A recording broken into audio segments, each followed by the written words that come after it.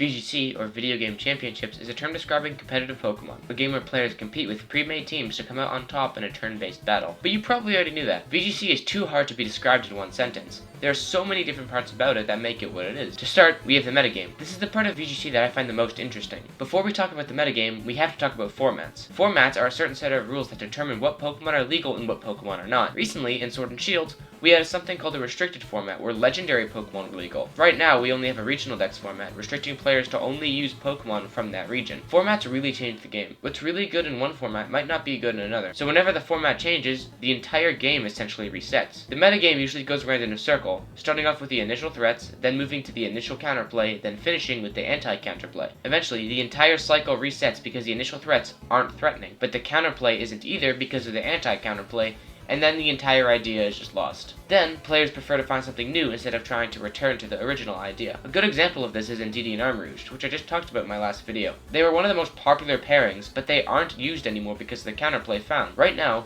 Palance is the initial threat, and players are having a difficult time finding counterplay, but once they do, Palance will drop in usage because it's not as reliable and consistent. Next, we have in-person events.